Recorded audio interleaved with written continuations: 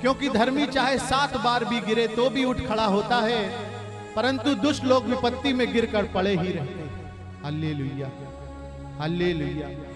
ये वचन हमें ये सिखाता है कि जिन्होंने अपना जीवन प्रभु को समर्पित किया है, वो चाहे कितनी बार भी गिर जाए, परमेश्वर उन्हें उठा लेगा। हालेलुया।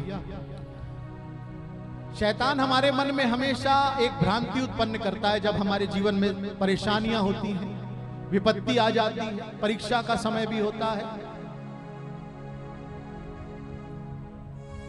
जब मनुष्य एक ऐसे समय से गुजर रहा होता है जिसको वो देखना नहीं चाहता, चाहे वो बीमारी के रूप में हो, चाहे वो किसी भी समस्या के रूप में। जब मनुष्य विपत्तियों से गुजर रहा होता है, जब उसके जीवन में परेशानियां होती हैं, वो बार बार टूटता है, बार बार वो गिरता है। उस समय शैतान मनुष्य के मन में एक भ्रांति उत्पन्न करता है कि अब सब खत्म हो चुका, अब तुम्हारा कुछ नहीं हो सकता, अब सब बिगड़ चुका है। लेकिन याद रखिए, ये एक छलावा है। हर एक व्यक्ति को इस बात पे ध्यान रखना कि तुम्हारा परमेश्वर तुमसे क्या कहता है। प्रभु का वचन कहता है, याद रखो संसार के अंत तक मैं सदा तुम्हारे साथ हूं, मत डर क्योंकि मैं तेरे संग हूं। प्रभु अपने वचन में हमें कहते हैं कि मत डर, मैं तेरे साथ हूं। लेकिन जब विपत्तियां आती हैं तो हम इस वचन को भूल जाते कि वो हमारे साथ है, और जब वो हमारे साथ है तो हम गिरेंगे नहीं, टूटेंगे नहीं, वो हमें उठाएगा, वो हमें बनाएगा।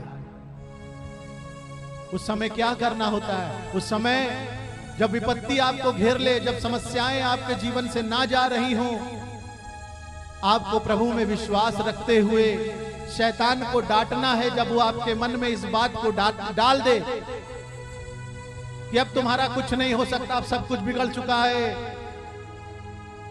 अब तुम इस समस्या से नहीं निकल सकते, जब बुरे बुरे ख्याल मन में आने लगे, डांट दीजिएगा शैतान को और कह दीजिएगा, चुप हो जा शैतान, मुझे तेरी बातों पे कोई भरोसा नहीं, मैं अपने परमेश्वर के वचन पे भरोसा रखता हूं या रखती हूं। और उसका वचन ये कहता है, मत डर, मैं तेरे साथ हूं। Hallelujah, hallelujah. प्रभु का वचन हमें सिखाता है कि जब भी आपके मन में इस तरह के ख्याल हो, आपको परमेश्वर में विश्वास करना और प्रार्थना करना चाहिए, क्योंकि प्रार्थना आपको बचाएगी, स्तुति आपको बचाएगी। प्रभु पे विश्वास करेंगे तो ईश्वर की महिमा को देख पाएंगे। वो बुरा समय अच्छाई में बदल जाएगा। उसने कहा है, तेरा शोक आनंद में बदल जाएगा, उसने कहा है ना।